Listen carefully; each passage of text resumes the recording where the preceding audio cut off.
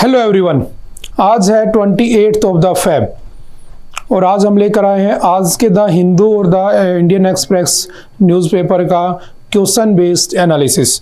आप लोगों को पता है कि हम डेली द हिंदू एनालिसिस भी करते हैं और उसके बाद उनके क्वेश्चंस का एनालिसिस भी करते हैं।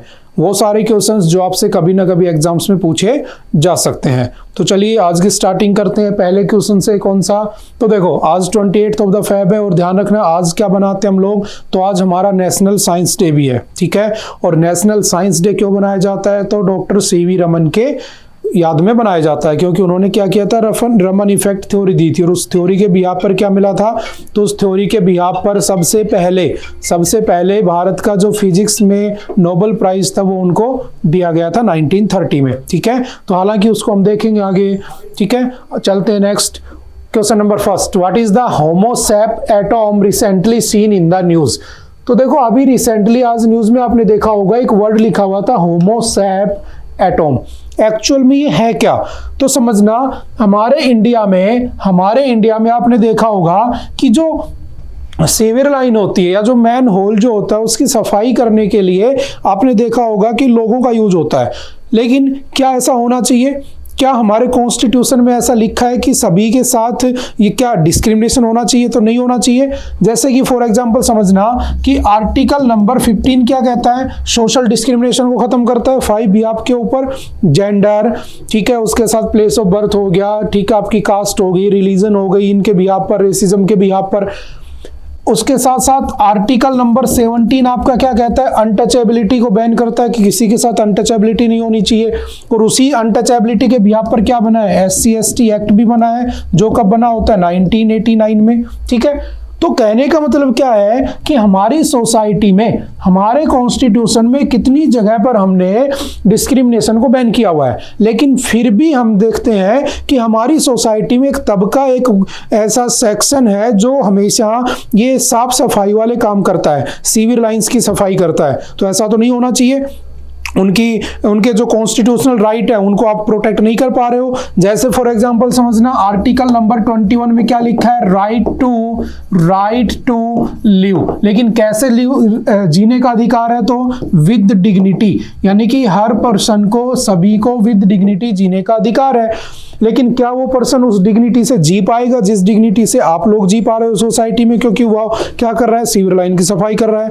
तो इन सारी बातों को देखते हुए अभी रिसेंटली लास्ट ईयर जो हमारा बजट आया था उसमें ही कहा गया था कि अब हम क्या करेंगे, आदमियों की जगह या कोई पर्सन किसी सीवर लाइन की सफाई नहीं करेगा, तो कौन करेगा, तो हमने कहा था रोबोट करेंगे। और रोबोट जब सफाई करेंगे तो उस मिशन का नाम क्या रखा था हमने, तो उसका नाम रखा था नमस्ते स्कीम। क्या नाम रखा था, नमस्ते स्कीम, जो कि लास्ट जो 2023-24 के बजट में हमने अनाउंस की थी, भारत सरकार ने अनाउंस की थी।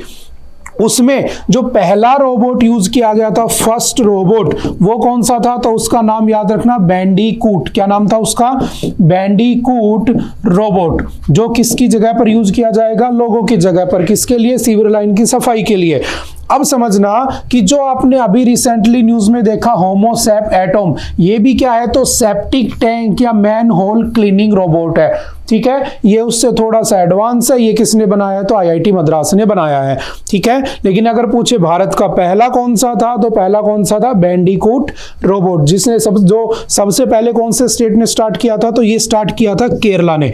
कौन से स्टेट ने, केरला ने। और इस स्कीम का नाम क्या था, तो इसका नाम क्या था, नमस्ते स्कीम, जो कि लास्ट ईयर बजट में स्टार्ट की गई थी, ठीक है। तो इसको थोड़ा सा ध्यान रखना है, कौन कौन से आर्टिकल्स इसमें आएंगे, तो 15, 17 और उसके साथ कौन सा आ जाएगा, 21, ठीक है। नेक्स्ट चलते हैं। Krishna Raja Sagar reservoir recently seen in the news located in which state. Simple one liner question है, कहां पर बना हुआ है, कर्नाटक में। लेकिन क्वेश्चन क्या है समझना कि ये जो रिजर्वायर बना हुआ है ये न्यूज में क्यों आ गया, तो वहां पर जितना अर्बन डेवलपमेंट हो रहा है, जितना वहां पर मैं कह सकता हूं कि अर्बनाइजेशन हो रहा है, उसकी वजह से ये जो पूरा का पूरा रिजर्वायर, मतलब इसमें क्या है, पानी है ना, वाटर का स्टोरेज है, ये पूरा खत्म होता जा रहा है। और इसकी वजह से आसपास के जो इलाके हैं उनके अंदर पानी की क्या होती जा रही है, कमी होती जा रही है। और पानी की कमी क्यों हो रही है, क्योंकि पानी वहां पर स्टोर नहीं है, तो जो ट्यूबवेल्स होते हैं उनकी फिलिंग नहीं हो पाती तो दोबारा से वो रिफिल नहीं हो पाती तो धीरे धीरे पानी क्या हो जाता है, खत्म हो जाता है। और इसी को पूरा करने के लिए अगर मैं इससे लिंक करना चाहूं तो मैंने आपको कुछ दिन पहले पढ़ाया था जल जन अभियान। जल जन या जन जल अभियान क्या था, तो उसके अंदर प्रधानमंत्री नरेंद्र मोदी जी ने क्या किया था, तो उसमें खड्डे खुदवाए जा रहे थे, पॉन्ड्स बनवाए जा रहे थे। जैसे ये स्टार्ट कहां से हुआ था, माउंट आबू से स्टार्ट किया गया था, जिसमें राजस्थान में 1000 क्या बनाए गए थे, खड्डे बनाए गए थे, पॉन्ड्स बनाए गए थे, ताकि बारिश का पानी इकट्ठा हो, पानी नीचे जाएगा, वो जो बोरवेल होंगे उनकी रिफिलिंग होगी और दोबारा से क्या हो जाएगा, पानी हो जाएगा। ठीक है, तो इसको थोड़ा ध्यान रखना। ये न्यूज में क्यों आ गया, क्योंकि वहां पर क्या हो रहा है, इसका क्या हो रहा है, पानी खत्म होता जा रहा है, किसकी वजह से, अर्बनाइजेशन की वजह से। ठीक है, उसके बाद चलते हैं नेक्स्ट। पंकज उदास, आपने नाम सुना होगा, पंकज उदास बहुत ही फेमस सिंगर थे, आपने बहुत सारे इनके गाने भी सुने होंगे। ठीक है, तो इनकी अभी रिसेंटली क्या हो गई है, डेथ हो गई है। ठीक है, तो आपसे पूछा गया कि वो क्या थे, तो आई थिंक सभी जानते होंगे क्या थे, वो सिंगर थे, उनका काम क्या था, सिंगिंग करना। ठीक है, उसके साथ चलते हैं next. What is the theme of the world NGO day. What is NGO, non governmental organisation, एक ऐसे ऑर्गेनाइजेशन जो गवर्नमेंट से लिंक्ड नहीं होते, लेकिन उनका काम क्या होता है, हमारे सोशियो इकोनॉमिक जो कल्चर है उसको प्रमोट करना। ठीक है, जैसे पुअर किड्स है ना, जो गरीब बच्चे होते हैं, जो ऑर्फन बच्चे होते हैं, जो ऑर्फन कह सकते हो, जो बूढ़े माता पिता होते हैं जिनको बच्चे घर से निकाल देते हैं, उनके लिए अनाथ आश्रम बना देना। ठीक है, या उनके लिए वृद्धाश्रम बना देना, सॉरी। ठीक है, जो छोटे बच्चे होते हैं उनके लिए अनाथ आश्रम बना देना, तो ये सब काम करते हैं। ठीक है, ये नॉन प्रॉफिट ऑर्गेनाइजेशन होते हैं। ठीक है, तो अभी रिसेंटली पूछा है कि इस बार जो वर्ल्ड एनजीओ डे था उसकी थीम क्या थी, तो वर्ल्ड एनजीओ डे की थीम क्या थी, तो इसकी थीम थी building a sustainable future, the role of NGOs in achieving the sustainable development goals, यानी कि SDGs। तो बस आप इसकी थीम जरूर याद रखना और कमेंट करके बताना कि वर्ल्ड एनजीओ डे कब बनाया जाता है। ठीक है, ये आपका क्वेश्चन है आज का। नेक्स्ट चलते हैं। फेलेटी टियो recently seen in the news became a new prime minister of which country. अभी रिसेंटली इलेक्शन हुए थे, इलेक्शन के बाद क्या हुआ, इनको क्या बना दिया गया, वहां का PM। तो कौन सी कंट्री के हैं, तो याद रखना तुवालू। कौन सी कंट्री है, तुवालू। कौन सी जगह पर पड़ती है, तो ईस्टर्न पैसिफिक रीजन में। ईस्टर्न पैसिफिक रीजन का मतलब, अगर मैं कह रहा हूं यहाँ पे इंडिया है, तो इस तरफ वाला जो चाइना और इसके इधर जो पैसिफिक रीजन पड़ता है उसके अंदर क्या बने हुए हैं, ये छोटे छोटे आइलैंड कंट्रीज बनी हुई हैं। ठीक है, तो इसके अंदर क्या बना, अभी रिसेंटली नए PM अपॉइंट किए गए हैं। ठीक है, तो जितने भी नए अपॉइंटमेंट होते हैं, जितनी भी नए इलेक्शन होते हैं, नए प्रेसिडेंट बनते हैं, PM बनते हैं, उनको थोड़ा सा ध्यान रखना है हमें। नेक्स्ट है, how many astronauts have been nominated for the Gaganyaan mission. What is Gaganyaan mission, तो देखो गगन मतलब आकाश, आकाश के अंदर लोग जाएंगे, यानी कि स्पेस में। कौन से स्पेस में, तो लो अर्थ ऑर्बिट में। तो यानी कि मैं कह सकता हूं कि लगभग 400 किलोमीटर की हाइट पर लोग जाएंगे। कितने लोग जाएंगे, तो 4 एस्ट्रोनॉट का नाम अनाउंस किया गया है। रिसेंटली नरेंद्र मोदी जी ने कल ही इनके नाम अनाउंस किए थे। ठीक है, टोटल कितने लोग हैं, 4। ठीक है, और ये मिशन जो जाएगा ये काफी टाइम से चला आ रहा था। 2020 में जाना था, फिर कोरोना आ गया, फिर 2023 में चंद्रयान 3 आ गया, फिर 2024 में जाना था। अब शायद ये 2024 के लास्ट या 2025 के स्टार्टिंग में चला जाएगा। ठीक है, तो इसको थोड़ा सा हमें हमारे इसरो के पॉइंट ऑफ व्यू से, साइंस एंड टेक के पॉइंट ऑफ व्यू से बहुत अच्छे से ध्यान रखना है। और आप लोगों को पता होना चाहिए कि हमारे इंडिया की तरफ से स्पेस में जाने वाले जो फर्स्ट पर्सन थे वो कौन थे, तो फर्स्ट पर्सन थे कौन, राकेश शर्मा। और राकेश शर्मा कब गए थे स्पेस में, तो याद रखना 1984। और किससे गए थे, तो वो गए थे उस समय जो सोवियत रॉकेट था। ठीक है, सोवियत रॉकेट, और उसका नाम क्या था, सोयूज T11। क्योंकि उस समय 1984 में रसिया का डिसइंटीग्रेशन तो हुआ नहीं था, रसिया यूरोपियन यूनियन, तो वो सोवियत यूनियन ही था। ठीक है, USSR। तो इस बात को थोड़ा सा याद रखना। अगर पूछे फर्स्ट वुमेन कौन थी इंडिया की तरफ से जाने वाली, तो वो कौन थी, कल्पना चावला। कौन थी, कल्पना चावला। और कल्पना चावला की डेथ कब हुई थी, ये क्वेश्चन बहुत बार पूछा जाता है। ठीक है, तो याद रखना उनकी डेथ हुई थी 1, 2, 3 यानी कि 1 Feb 2003 जब वो वापस आ रही थी अपने स्पेस स्टल से, कोलंबो स्पेस स्टल से। तो उसमें क्या हो गया था, कुछ टेक्निकल एरर हुआ, जो भी हुआ उसके बाद क्या हो गया, फ्रिक्शन की वजह से वो पूरा खत्म हो गया और उनकी वो क्या हो जाती है, वापस आते समय डेथ हो जाती है। ठीक है, तो इन दोनों पॉइंटों को थोड़ा सा ध्यान रखना है हमें। ठीक है, और राकेश शर्मा जब वहां पर गए थे तो उस समय की प्राइम मिनिस्टर कौन थी, इंदिरा गांधी। उन्होंने इनसे पूछा था कि ऊपर से भारत कैसा दिखता है, तब इन्होंने कहा था सारे जहां से अच्छा। शायद ये आपने देखा होगा कहीं ना कहीं पर। ठीक है, नेक्स्ट चलते हैं। What amendment was made to the surrogacy regulation rules 2022 by the Ministry of Health and Family Welfare in 2024? देखो ये जो एक्ट आया था सैरोगेसी में एक्चुअल में क्या होता है कि एक होता है फादर, एक होता है मदर। तो फादर और मदर क्या करते हैं, अपनी एग और स्पर्म का क्या करते हैं, डोनेशन, और उसके बाद जो बच्चा होता है उसको किसी थर्ड पर्सन यानी कि थर्ड जो सेकंड जो वुमेन होगी है ना, उसके वोम में या उसके पेट में उसको पलने के लिए छोड़ दिया जाता है। ठीक है, तो इसको सैरोगेसी कह देते हैं। तो अभी रिसेंटली इसमें थोड़ा सा चेंज क्या हुआ है कि इसमें permission for the use of 1 donor gamete in surrogacy को क्या कर दिया गया है, अलाउ कर दिया गया है। कि मान लो कि फादर और मदर में से कोई एक, पहले क्या था, दोनों के दोनों क्या करेंगे, अपने डोनेट करेंगे गैमेट्स को और उसके बाद किसी थर्ड पर्सन को यूज के लिए दिया जाएगा। अब क्या होगा, कोई एक भी कर सकता है। ऐसा क्यों किया गया कि मान लो दोनों में से, कपल्स में से एक कैपेबल नहीं है रिप्रोड्यूस करने के लिए, तो उस केस में इसको अलाउ कर दिया गया है। ठीक है, तो इसको थोड़ा सा ध्यान रखना है। नेक्स्ट चलते हैं। What is the maximum duration of the stay permitted under Dubai's new 5-year multiple entry visa for Indian travels? तो इसको बढ़ा दिया गया, कितना, 90 डेज कर दिया गया। सिंपल वन लाइनर में इसको ध्यान रखना है। ठीक है, उसके बाद चलते हैं next. Which state reported the highest number of missing women and girls according to the NCRB data? NCRB का मतलब क्या होता है, नेशनल क्राइम रिपोर्ट ब्यूरो, और रिकॉर्ड ब्यूरो। जो NCRB है, नेशनल क्राइम रिकॉर्ड ब्यूरो, वो कब बना था, तो 11 मार्च 1986 में बना था। इसका हेडक्वार्टर कहाँ पे है, तो न्यू दिल्ली में है। और ये क्या करता है, पूरे इंडिया में जितने भी क्राइम होते हैं उनको रिकॉर्ड करता है, उनका डाटा रखता है। और इसने अभी बताया है कि लास्ट ईयर की अगर मैं बात करूं तो सबसे ज्यादा वुमेन और गर्ल्स जो मिसिंग हुई हैं वो कौन से स्टेट से हुई हैं, तो वो हुई है मध्य प्रदेश से। ठीक है, MP से।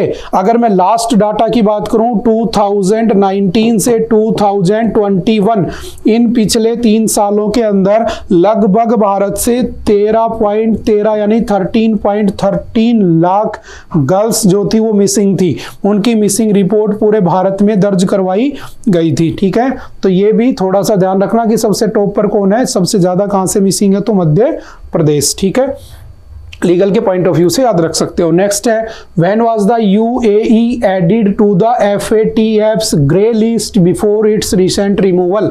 देखना, जो FATF है उसकी जो ग्रे लिस्ट थी उसके अंदर 23 मेंबर थे। ठीक है, अब क्या हो गया, एक इसमें से निकल गया UAE। अब जब UAE निकल गया तो अब कितने बच गए होंगे, तो -1 हो गया, तो 22 बच गए। अब इसने पूछा कि ये ऐड कब किया गया था, तो इसको ऐड किया था मार्च 2022 में। अब समझना कि ये ग्रे लिस्ट क्या होती है, तो एक होती है ब्लैक लिस्ट, एक होती है ग्रे लिस्ट। ग्रे लिस्ट में उन देशों को रखा जाता है जो टेररिज्म को फंडिंग करते हैं, थोड़ा बहुत फंडिंग करते हैं, उनको प्रमोट करते हैं। ठीक है, तो उनको ग्रे लिस्ट में रख दिया जाता है थोड़े टाइम पीरियड के लिए। बाद में जब वो सुधर जाते हैं, मतलब कि वो फंडिंग करना, उनका सपोर्ट करना छोड़ देते हैं, तो फिर निकाल देते हैं। तो ऐसे ग्रे लिस्ट में कितने हैं, तो 22 बचे हैं इसके निकलने के बाद। अगर मैं बात करता हूं ब्लैक लिस्ट की, तो ब्लैक लिस्टेड वो होते हैं जो कंप्लीटली क्या होते हैं, रिस्पॉन्सिबल होते हैं टेररिज्म को बढ़ाने के लिए। जैसे फॉर एग्जांपल समझना, म्यांमार किस में है, तो ब्लैक लिस्ट में है। उसके बाद ईरान किस में है, तो ईरान ब्लैक लिस्ट में है। आपका फेवरेट नॉर्थ कोरिया किस में है, तो ब्लैक लिस्ट में है। लेकिन अगर मैं बात करूं रशिया, तो जो रशिया है ना उसको अभी बात की जा रही है किस में डालने की, ब्लैक लिस्ट में। क्यों, क्योंकि रशिया यूक्रेन कॉन्फ्लिक्ट वो सब चला रहा है उस चक्कर में। ठीक है, तो अभी रिसेंटली ब्लैक लिस्ट में 3 कंट्री है। ठीक है, और ग्रे लिस्ट में कितनी है, 22 कंट्रीज है। ठीक है, चलते हैं next. What is the total allocated budget for the continuation of the women safety scheme until 25-26? जो वुमेन सेफ्टी स्कीम चलाई गई थी, जैसे हर स्टेट में अलग अलग चलती है ना, कहीं पर पीसीआर चलाई गई है, गाड़ियां चलाई गई हैं, महिला हेल्पलाइन नंबर चलाए गए हैं, ठीक है। तो हर स्टेट की अलग अलग स्कीम्स चलती है। तो सेंटर की स्कीम के लिए 25-26 के लिए कितने रुपए का बजट एलोकेट किया गया है? तो ₹1179.72 करोड़ रुपीस का बजट एलोकेट किया गया है, ठीक है। नेक्स्ट चलते हैं, what constitutes an inoperative account according to the revised RBI guidelines. देखना, आरबीआई सबसे पहले रिजर्व बैंक ऑफ इंडिया, ये भारत का सेंट्रल बैंक है, ठीक है। इस आरबीआई की फॉर्मेशन हुई थी 1935 में। इस आरबीआई की फॉर्मेशन हुई थी 1934 के एक्ट के बाद, और उस एक्ट के बाद ये बना 35 में। याद रखना, आरबीआई पहले क्या था? एक प्राइवेट रेगुलेटिंग बॉडी था। बाद में जब यहां से क्या था? Private regulating body. और जब यहां से ब्रिटिशर्स चले गए तो हमने आरबीआई का क्या कर दिया? 1949 में क्या कर दिया? नेशनलाइजेशन, और इसको क्या बना लिया? भारत की प्रॉपर्टी बना लिया, ठीक है। अब समझना ये आरबीआई हमारा कैसे काम करता है। तो एज ए कैसे काम करता है? सेंट्रल बैंक काम करता है, ठीक है। उसके बाद आरबीआई के अगर पूछे फर्स्ट गवर्नर कौन थे, तो याद रखना फर्स्ट गवर्नर कौन थे? सर ऑसबोर्न स्मिथ, ठीक है। आरबीआई के एट प्रेजेंट गवर्नर कौन है? तो याद रखना एट प्रेजेंट गवर्नर कौन है अभी? तो कौन है? शक्तिकांत दास। कौन है? शक्तिकांत दास। उसके बाद याद रखना, अगर पूछे फर्स्ट इंडियन गवर्नर कौन थे, तो फर्स्ट इंडियन गवर्नर कौन थे? सीडी देशमुख। कौन थे? सीडी देशमुख, ठीक है। 1943 से 1949 तक क्या रहते हैं? गवर्नर। टोटल कितने होते हैं? तो 1 आरबीआई गवर्नर होता है और 4 इसके क्या होते हैं? तो इसके डिप्टी गवर्नर होते हैं। इसको भी थोड़ा सा ध्यान रखना है। अब पूछा है कि जो आरबीआई की जो रिसेंट जो गाइडलाइंस आई हैं उसके अंदर कितने टाइम के बाद किसी अकाउंट को इनऑपरेटिव कह दिया जाएगा? तो कितने दिन के बाद? Accounts with no transactions for 2 years, ठीक है, उसको क्या कर दिया जाएगा? इनऑपरेटिव कर दिया जाएगा। रिसेंटली इसमें चेंजमेंट किए गए। और याद रखना, आरबीआई क्या करता है? आरबीआई इन्फ्लेशन और डिसइन्फ्लेशन, यानी कि उसको महंगाई और मंदी को रेगुलेट करने के लिए, याद रखना, ये क्या करता है? एक पॉलिसी बनाता है जिसे हम क्या कहते हैं? Monetary policy. क्या कहते हैं? Monetary policy. और जो मॉनेटरी पॉलिसी होता है उसमें टोटल 6 मेंबर होते हैं। 3 मेंबर होते हैं आरबीआई की तरफ से और 3 मेंबर होते हैं गवर्नमेंट ऑफ इंडिया की तरफ से, ठीक है। इस बात को थोड़ा सा ध्यान रखना। और मॉनेटरी पॉलिसी हर बार कब आती है? तो हर 2 महीने में आती है, यानी कि साल में 6 टाइम्स आती है, ठीक है। और हर बार इसमें होता क्या है? तो RR, repo rate, triple R, reverse repo rate, SLR, है ना, liquidity ratio, CRR, cash reserve ratio, ये सब डाटा होते हैं इसके अंदर। तो इसको थोड़ा सा ध्यान रखना है, ठीक है। चलते हैं next. How long does it take for balances in savings और current accounts to be classified as unclaimed deposit?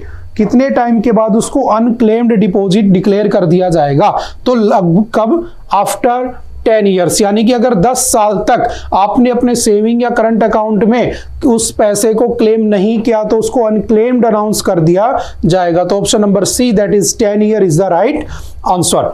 What is Samar 2? Samar क्या है? तो देखो, समर एक्चुअल में है क्या? Surface to air missile. क्या है ये? Surface to air missile system. अब समझना कि surface to air missile system कौन सा वाला है। तो देखो, तो इसको लिया कहां से गया है? कि तो एक रशियन हमारे पास एक मिसाइल सिस्टम था R-27। उस R-27 का काम था air to air missile system. इसी को कन्वर्ट करके हमने समर बना दिया और क्या बना दिया? Surface to air missile system, ठीक है। और हमारे पास अगर कहीं सरफेस टू एयर, तो समझना थोड़ा सा कि एक क्या होता है? मिसाइल। जैसे मान लो ये सरफेस, मैंने यहां से मिसाइल छोड़ी, यहां पर किसी जगह पर किसी बिल्डिंग में कोई टेररिस्ट बैठे हुए, मुझे इनको खत्म करना है, तो मैंने मिसाइल छोड़ी, सरफेस टू सरफेस चली गई। मैंने कहा कि मैं हेलीकॉप्टर में हूं, ये सरफेस है, मैं एयर में हूं, मैंने नीचे क्या करना है, मिसाइल छोड़नी है, तो ये कौन सी हो जाएगी, एयर टू सरफेस हो जाएगी। या मान लो मैं सरफेस पे हूं, मुझे हवा में किसी को उड़ाना है, तो मैंने छोड़ी मिसाइल, तो कौन सी हो गई, सरफेस टू एयर हो गई। ठीक है, water to surface, surface to water, water to air, air to water, ऐसे क्या होती हैं, मिसाइल्स बनी होती हैं, इनको ध्यान रखना। ठीक है, और मिसाइल बनाई किसने थी सबसे पहले, डॉक्टर एपीजे अब्दुल कलाम, और इसलिए डॉक्टर एपीजे अब्दुल कलाम को हम क्या कहते हैं, मिसाइल मैन ऑफ इंडिया। और उन्होंने जो मिसाइल प्रोग्राम बनाया था वो कौन सा था, पटना। कौन सा, पटना। पटना का मतलब क्या होता है, पृथ्वी, अग्नि, त्रिशूल, नाग एंड आकाश, ये 5 मिसाइलें उसमें वो बनाकर जाते हैं। ठीक है, चलते हैं next. In which country has the SAF under-16 Women's Championship has been organized? तो कहां पर, नेपाल के अंदर। कहां पर, नेपाल के अंदर। Option number D is the right answer. ठीक है, Which state government has launched Savera programme. देखो आपसे प्रोग्राम्स पूछता है, स्टेट की जो स्कीम्स होती है वो पूछता है। सवेरा स्कीम किसकी है, तो हरियाणा की है। किस बात के लिए है, तो याद रखना, जो वुमेन्स के अंदर जो ब्रेस्ट कैंसर के जो केसेस बढ़ रहे हैं, उनके अर्ली डायग्नोसिस के बाद उनके अर्ली ट्रीटमेंट के लिए, है ना, इससे पहले कि वो एडवांस स्टेज में पहुंचे, उसके लिए कौन सा प्रोग्राम चलाया है, तो हरियाणा सरकार ने एक प्रोग्राम चलाया है। कौन सा, सवेरा प्रोग्राम। ठीक है, इसको थोड़ा सा ध्यान रखना। और भारत का हरियाणा ही पहला ऐसा स्टेट बना है जिसके अंदर जो लोग, जिनकी एज ग्रुप 45 ईयर से 60 ईयर है और वो अनमैरिड हैं, ठीक है, तो उन लोगों को क्या दी जाएगी, पेंशन दी जाएगी। और कितनी पेंशन दी जाएगी, तो याद रखना 2750 रुपीज, यानी कि 2750 रुपीज अनमैरिड पर्संस को दी जाएगी। ठीक है, इसको भी ध्यान रखना। उसके बाद नेक्स्ट कौन सा है, who has been awarded the 2023 GD Birla award. अब ये जीडी बिरला कौन थे, घनश्याम दास बिरला, इनके नाम पर एक अवार्ड दिया जाता है। इस बार किसको है, तो अदिति सेन को। इसको सही कर लेना, क्या नाम है इनका, अदिति सेन। ठीक है, वन लाइनर में ध्यान रखना है हमें। उसके बाद चलते हैं next. National science day is celebrated. National science day कब सेलिब्रेट किया जाता है, तो देखो नेशनल साइंस डे कब सेलिब्रेट होता है, 28 ऑफ द फरवरी। किसके नाम पर सेलिब्रेट होता है, तो याद रखना सीवी रमन। किसके नाम पर, सीवी रमन। और सीवी रमन कौन थे, इनको 1930 में क्या मिला था, तो इनको भारत की तरफ से, या पहली बार कह सकता हूँ एशिया की तरफ से क्या मिला था, नोबल प्राइज मिला था। और नोबल प्राइज किस चीज में मिला था, तो याद रखना साइंस में, यानी कि फिजिक्स में मिला होता है। ठीक है, किस बात के लिए, रमन इफेक्ट। और रमन इफेक्ट इन्होंने कब थ्योरी दी थी, तो 28 ऑफ द फेब। और उसी दिन को क्या बनाते हैं, नेशनल साइंस डे के नाम से भी बनाते हैं। और सीवी रमन के नाम पर याद रखना रमन रिसर्च इंस्टीट्यूट भी बना हुआ है, जो 1948 में बना था, बेंगलोर में बना हुआ है, ध्यान रखना। और इस रमन RRI के साथ मिलकर हमारा जो इसरो है, इसरो प्लस RRI, इन्होंने एक सैटेलाइट भी लॉन्च किया अभी, कौन सी, एक्सपोसैट। ठीक है, एक्स पोलैरियोमीटर सैटेलाइट, एक्सपोसैट सैटेलाइट भी रिसेंटली इन दोनों ने मिलकर लॉन्च की है। ठीक है, और इन्होंने कौन सी थ्योरी दी थी, रमन इफेक्ट थ्योरी दी थी। ठीक है, और ये दोनों किसके गुरु थे, डॉक्टर विक्रम साराभाई और दूसरी तरफ डॉक्टर होमी जहांगीर भाभा। होमी जहांगीर भाभा को भारत में DRDO यानी डिफेंस के फाउंडर के रूप में जाना जाता है, और विक्रम साराभाई को हम इसरो का क्या कहते हैं, फाउंडिंग फादर कहते हैं। ठीक है, इस बात को थोड़ा सा ध्यान रखना है।